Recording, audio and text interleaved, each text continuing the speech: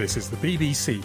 For details of our complete range of programmes, go to bbcworldservice.com/podcasts. Welcome to the latest global news, compiled in the early hours of the morning on Monday, the 11th of December. I'm Alex Ritson with a selection of highlights from across BBC World Service news today. Coming up, street protests and violent clashes around the Middle East after Donald Trump's recognition of Jerusalem as Israel's capital. This is the second time. That's more tear gas. We need to keep on going. If we move down this way. We're just taking a lungful of tear gas. Also in the podcast, Germany is accusing China's intelligence agencies of trying to recruit its politicians as informers. At least 10,000 German citizens were targeted by fake social media profiles. The British Foreign Secretary has left Iran without any agreement on the release of the British-Iranian woman Nazanin Zaghari-Ratcliffe. And later,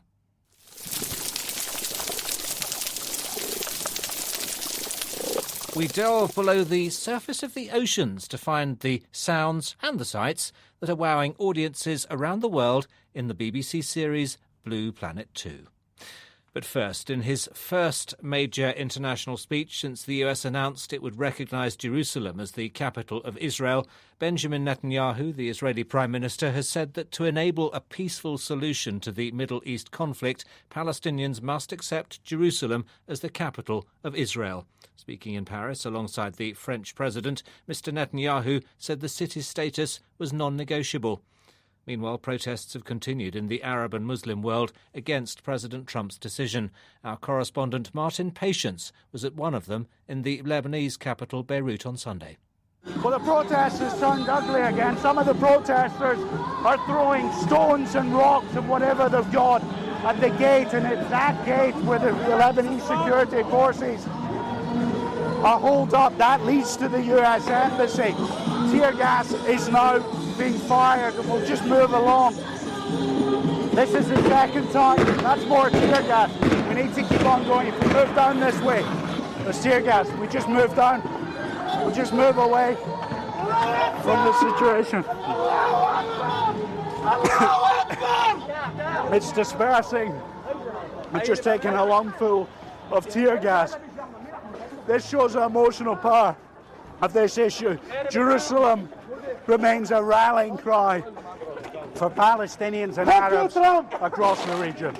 I spoke to our Arab Affairs editor, Sebastian Usher, and asked him if the protests were gathering momentum more widely. They've continued. I think gathering momentum is probably a bit strong at the moment. There have been more protests in other areas in the region. In Istanbul, there was a very big protest where President Erdogan launched into a very strong attack against Israel. In the Moroccan capital, Rabat, thousands of people turned out there, but that was very much a protest where there would be no violence. That's quite sure from the authorities who are controlling it. In Cairo, more protests. So it's continuing, but it hasn't built up any real steam yet, and that applies to the Palestinian territories as well. There was an incident in which a Palestinian stabbed and wounded a security officer, an Israeli security guard in Jerusalem, but that is the worst violence there's been, and the protests haven't been at the level that we've seen over the past couple of days. But absolutely no doubt about how Mr Netanyahu feels over Donald Trump's decision on Jerusalem. No, he was in Paris meeting the French President Emmanuel Macron. He had a number of messages, but the strongest one was about Jerusalem, where he said Jerusalem is Israel's capital, and that's it. And he had a few words for the Palestinians too. Where else is the capital of Israel but in Jerusalem? Where is our Knesset, our parliament? Where is our Supreme Court, the seat of our government, the Prime Minister's office, the President's office? It's not in Beersheba, it's not in Ashdod. These are wonderful cities, but it's in Jerusalem. It's always been our capital. And Jerusalem has never been the capital of any other people. I think the sooner the Palestinians come to grips with this reality, the sooner we'll move towards peace. So that is a strong message. And I'm just seeing the White House has made a statement now too, saying it's unfortunate that the Palestinian Authority is walking away again from an opportunity to discuss the future of a region. That is in direct reference to the fact that the Palestinian President Mahmoud Abbas has refused to meet the US Vice President, who is coming to the region. But it's hard to see any room to compromise for the Palestinians either. No, not really. I mean, in a sense, what the Trump administration is saying, they have a Middle East peace process, a plan that they say they're going to present shortly in the new year. And they're saying, despite all the international concern, shall we say, condemnation in the Arab world, concern in other parts of the world, Mr. Macron expressed his concern as well, that we've taken Jerusalem off the table. This is a useful thing. This was such a problem, such a divisive issue. It's gone. I don't think the Palestinians or anyone else in the Arab world is seeing it that way. They see it as showing just how strong and difficult an issue it remains. Sebastian Usher. Mr. Netanyahu will press his support for Mr. Trump's statement at a meeting of EU foreign ministers in Brussels on Monday. President Macron, one of the many world leaders who've criticised President Trump's intervention, urged the Israeli leader to reach out to the Palestinians. I fully agree with Prime Minister Netanyahu when he said, "We shall give peace a chance." I'm telling him, please give a chance to peace. Make a gesture towards the Palestinians. Peace is not in the hands of the United States. Peace is in the hands of the ability of both leaders to give it a chance. Hugh Lovett is a policy fellow and the Israel-Palestine project coordinator at the think tank the European Council on Foreign Relations. So what kind of reception does he think Prime Minister Netanyahu will receive at the meeting of the EU foreign ministers? Probably rather like the British weather at present, rather frosty. There's a great deal of frustration already within the EU and its member states towards Israel and the policies that it's been pursuing in the occupied Palestinian territory. Add to this the way that Netanyahu has basically self-invited himself to Brussels without going through the usual diplomatic channels and presenting EU foreign ministers with a fait accompli. And is that opinion shared throughout the European Union? The EU is going through a very difficult moment, not just on this issue, but in general, we do see the emerging divisions between member states, both on foreign policy issues and wider issues related to liberalism and values such as human rights. And so on this issue, what we've seen is the fragmentation of the divisions of the EU between member states more predominantly in the west of the EU and those on those eastern member states. The latter have been much more supportive of Israeli practices and positions towards the Palestinian territories and much more willing to go to bat to defend Israeli interests and push back against criticism coming from Western EU member states. How would you explain that? You know, when you look at, especially if we take the eastern member states, those that are more supportive of Israeli policy positions, obviously there is, as there are for many EU member states, there is a degree of historical baggage, of course, in terms of the suffering inflicted on European Jewish communities during the Second World War. But what we also see in the East now happening is, emerging illiberalism. And actually, this is rather similar to what one is seeing at the moment in Israel and what's playing out there. So, it's very much, I would say, a case of birds of a feather. You say birds of a feather, but the illiberalism you speak of is often associated with anti-Semitism, isn't it? This is an interesting angle to look at. If one takes, for example, Hungary, Viktor Orban, who's prime minister there, or president rather, his practices, his comments have been interpreted by many as rather anti-Semitic in the way that he's gone after this billionaire George Soros, who's seen and who we accuse of trying to undermine his rule. And a lot of the accusations bear the hallmarks of the classic anti-Semitism. Yet the government of Prime Minister Netanyahu has been rather quiet on this front. And likewise, if one looks to the US in terms of the way that President Trump seems to have cozied up to white nationalists and neo-fascists, there's been little criticism coming from the Israeli government. And this has also, I think, angered and caused consternation within American and European Jewish communities that ultimately it seems that Israel is more willing to defend its settlements than it is Jewish communities around the world from real threats of anti-Semitism. Hugh Lovett from the European Council on Foreign Relations, speaking with James Kumarasamy. The leader of the International Campaign to Abolish Nuclear Weapons, or ICAN, which won this year's Nobel Peace Prize, has said that the world is just one impulsive tantrum away from destruction by atomic weapons. Beatrice Finn was speaking at the ceremony to receive the prize in Oslo and was apparently referring to tensions between the US and North Korean presidents. A moment of panic or carelessness, a misconstrued comment, or a bruised ego could easily lead us to the destruction of entire cities. A calculated military escalation could lead to the indiscriminate murder of civilians. Ei Setsuko Thurlow, a Japanese survivor of the Hiroshima nuclear bombing, who shared in picking up the prize, said the world should heed ICAN's warning. She recalled seeing attack victims carrying their eyeballs with their flesh hanging from their bones. Germany's domestic intelligence service has revealed details of how it says China uses fake social media profiles to try to gather data on German officials and politicians and possibly recruit them as informants. The agency alleges that the Chinese intelligence service has used the network LinkedIn to contact at least 10,000 German citizens. I asked our Europe regional editor, Danny Eberhardt, for more on what the German intelligence agency discovered. Well, it says that in 9 months of its investigations, which took place from the beginning of the year to September, that at least 10,000 German citizens were targeted by fake social media profiles. It says most of these have come via the network LinkedIn, and it's actually publicised in quite a rare step 8 of these profiles that it says are the most active. So there are, for example, people like Lily Wu, assistant to the General Secretary at the Centre for Sino-Europe Development Studies, someone who, if you're a networker, you might be quite interested in getting in touch with. Alan Liu, Senior Human Resources Manager at an economic consultancy in Zhejiang University. And a woman, for example, called Letitia Chen, Manager of Project Evaluation at the China Centre of International Politics and Economy, a power-suited woman who, according to one official, her image was taken from an online fashion catalogue. How worried are the German authorities about these attempts, seemingly by China, to infiltrate its departments and parliament?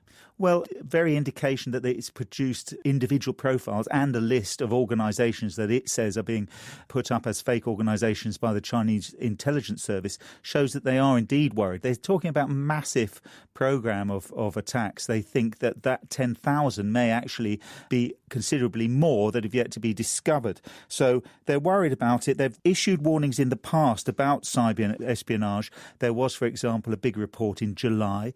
It wasn't just focused on China, but China was one of the countries mentioned. Others were Russia, Turkey, Iran. All of these have slightly different reasons, it says, for targeting Germany. It can be something as simple as industrial espionage, which is worth billions of euros to foreign countries, or it can be political things. So, for example, Turkey is worried about the PKK. China has been particularly worried about political developments, things like the G20 that Germany hosted recently, or people who criticise China from abroad. So every country has a different focus, but German intelligence agencies have been producing more and more material to show what they're doing to try to counter these threats and raise the awareness about them. Danny Eberhardt. You're listening to Global News, the most important stories and the best interviews and on-the-spot reporting from the BBC World Service. Every weekend you can hear a review of the week's main news stories and why they matter. That's in The World This Week, and the programme is also available to download from our website www.bbc.co.uk/programmes. The case of the British-Iranian woman Nazanin Zaghari Ratcliffe, imprisoned in Iran, has captured the public imagination here in the UK. She's been held for 18 months on charges of spying, which she denies. On Sunday, the British Foreign Secretary, Boris Johnson, left Tehran after attempting to negotiate her release. There was no agreement on her fate, but a further court hearing she was due to attend on Sunday was postponed, and her husband, Richard Ratcliffe, told the BBC he was upbeat. I certainly think she could be out soon. There are no guarantees, but I certainly think that all these things are about momentum, and the momentum has shifted in the past weekend, certainly in our favour. So hopefully the days that come, there's every chance that with fair wind and more diplomacy behind the scenes, that let's hope that she is back by Christmas. Richard Ratcliffe. Mr Johnson met President Hassan Rouhani in Tehran. A British Foreign Office spokesman said both men had spoken forthrightly on several issues, including that of Nazanin Zaghari-Ratcliffe. So what will happen to her? A question I put to Kazra Naji from BBC Persian. We will have to wait and see. But earlier we had Foreign Secretary leaving Tehran without any agreement, without appearing to have had any agreement on any of the issues, including Nazanin Zaghari-Ratcliffe's issue and early release. Yes, Boris Johnson, before he left, met the Iranian President Hassan Rouhani.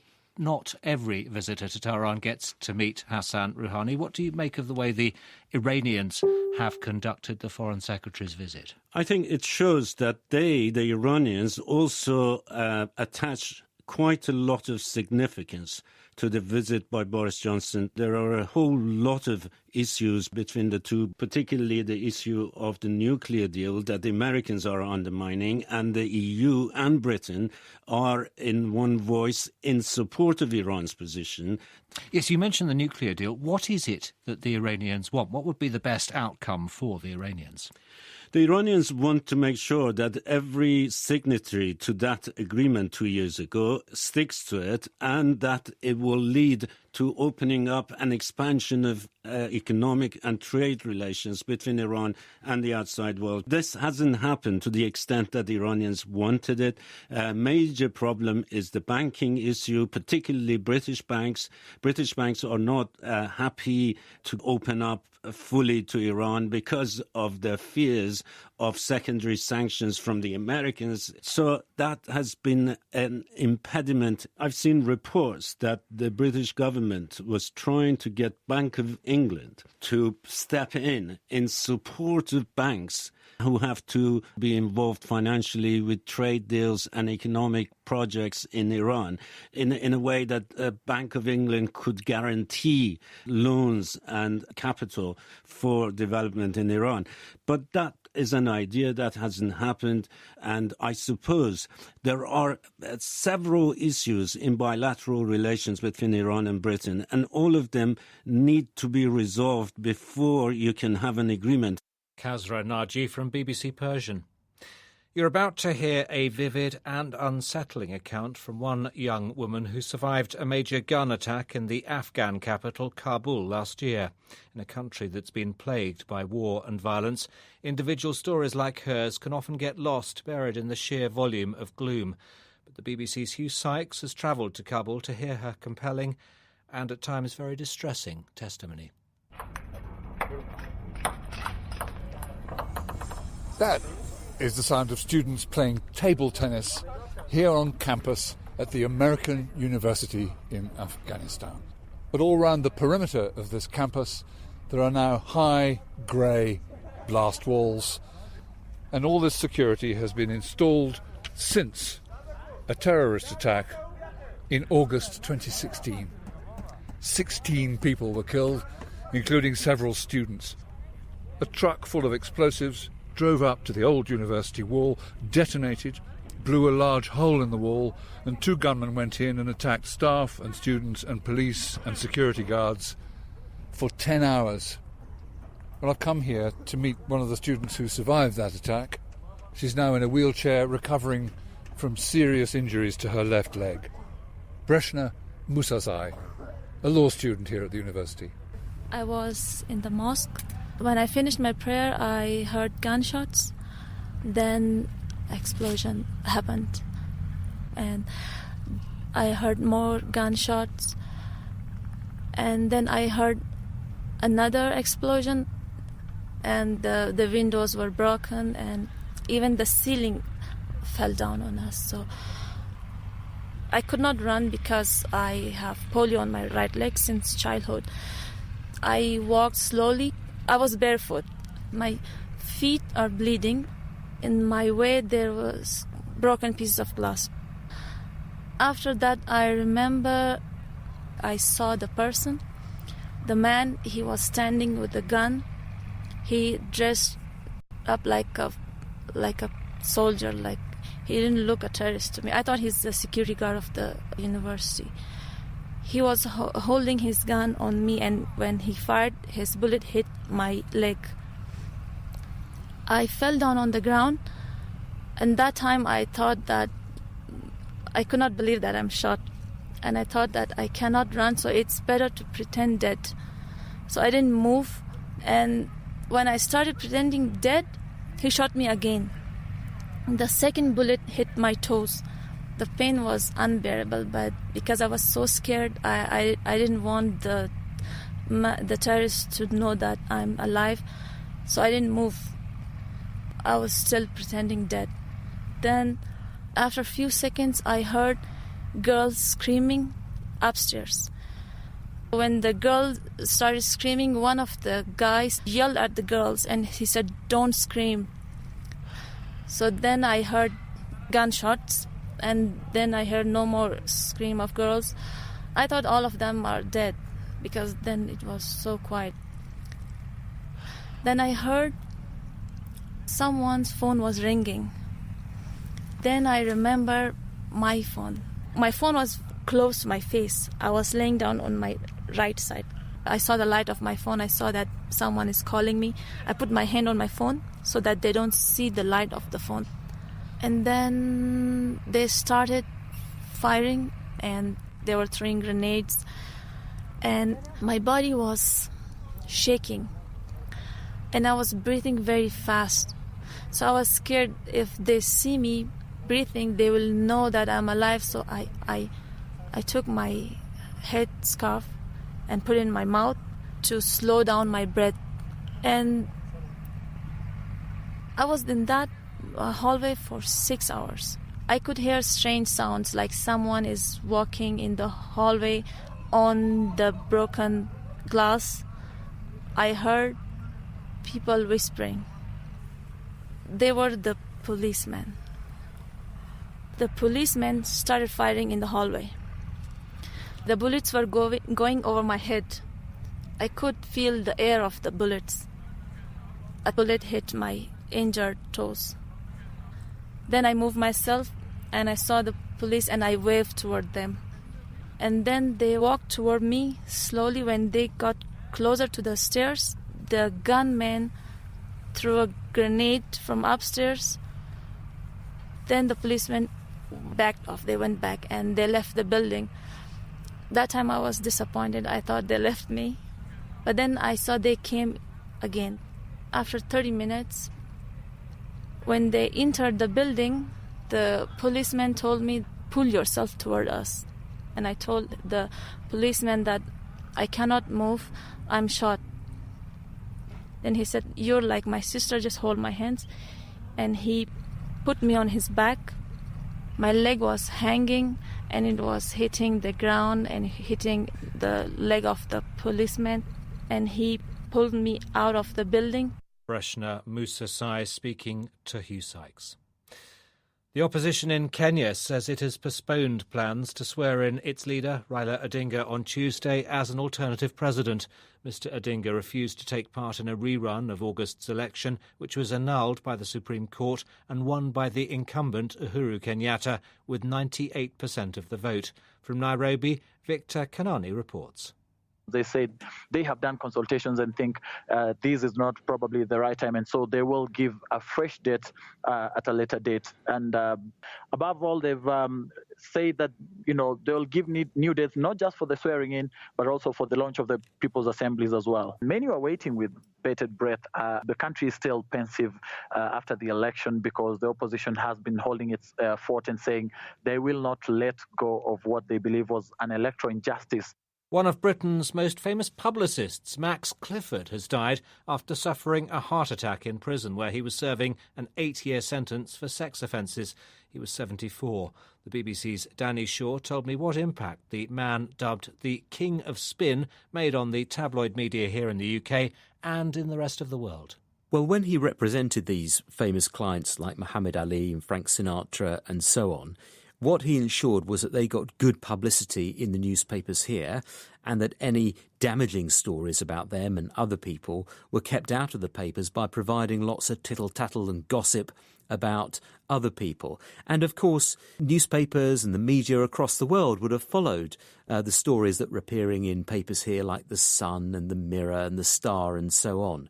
Some of his most famous stories were actually made up. There was one involving a comedian called Freddie Starr, and the headline was "Freddie Starr ate my hamster." It wasn't true, but it was a sort of fun story that captured the imagination.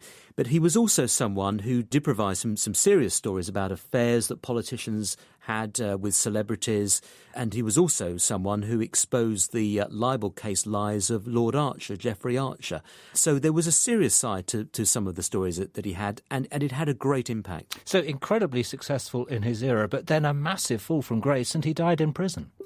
Yes, what happened after the scandal involving Jimmy Savile here, and a number of people came forward with sexual allegations against celebrities, he was caught up in that. And a number of women, young women, said that Max Clifford had indecently assaulted them when they were went to him for advice about how to further their careers. They were aspiring models and actresses, and he used their keenness for fame in order to extract sexual favours. And what the court heard when it came to trial a few years ago was how manipulative he was and how he intimidated people.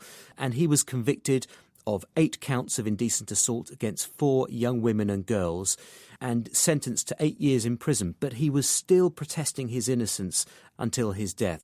Danny Shaw. You're listening to Global News. The ocean, the largest habitat on Earth.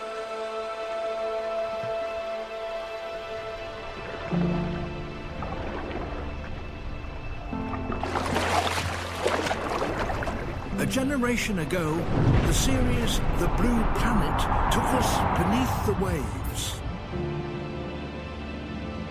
But now we know so much more. A trailer for the BBC's major television series about the world's oceans, Blue Planet 2. It has been wowing audiences in different parts of the globe over the past few months. The final episode was broadcast on Sunday night in the UK. From seals chasing tuna onto a beach to an octopus camouflaging itself with shells, it's a visual feast. But it also comes with audio trimmings. Mark Mardell has been speaking to one of the sound recordists on the series, Steve Simpson, who's also a professor of marine biology. They began by discussing one of Steve's favourite sounds, a coral reef.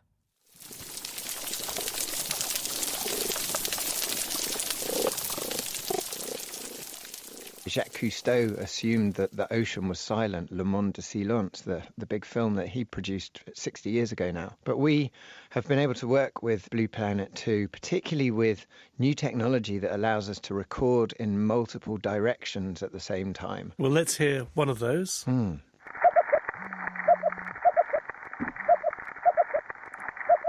Now, you'd guess that was a monkey gibbering in a tree, but it's not, is it? No, that's a quite incredible sound that is produced by a very small, fairly drab-looking damselfish that lives anywhere from Australia up to Taiwan. Damselfish are territorial. They hide at night but come out and defend territories during the day. And they have to use vocal calls as a way of protecting their territory, communicating with each other. Now, a coral reef is full of biological noise. You've got all the invertebrates, snapping shrimp, lobsters, urchins, and so on. And then you've got, many species of fish vocalizing, which means that the soundscape is very dense. There's a lot of noise. So to get yourself heard requires innovation. So this whooping sound that you heard of the damselfish is actually a fish making a much higher frequency whoop whoop kind of sound that you wouldn't normally hear fish making. And it gets them heard above the din. Sounds almost like an organic foghorn. Yeah, no, so it doesn't sound like the most pleasant sound for a human, but that's actually a love song you're listening to. It's the love song of the classic British cod. And cod congregate at their spawning sites for a month or so each year.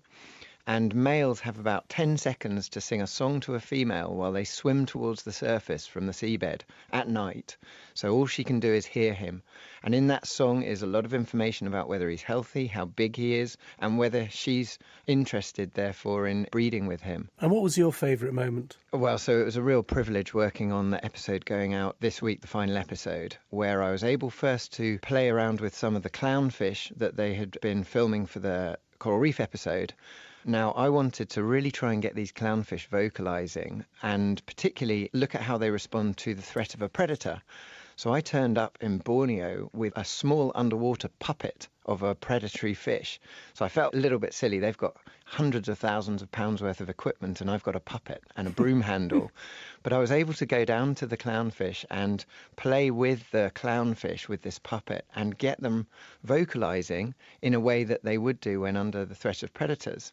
And it really helped us to unlock the language that they use within the colony. And by using the equipment that we innovated for the series, I've now got students working around the world using similar approaches to unlock the language that fish use in many different places. Do the producers of The Blue Planet cheat? Do they put sounds from the Radiophonics library or whatever over some scenes? I wouldn't call that cheating, actually. The Blue Planet 2 team are incredible storytellers. And so by spending hundreds or thousands of hours with individual animals or individual locations, they really get to know the story of those animals. So I've been able to provide recordings that have gone into many of the episodes that really bring a lot of the biological noises into the episodes. But they then will also sometimes use sound effects. So it really brings the experience to life for the viewer.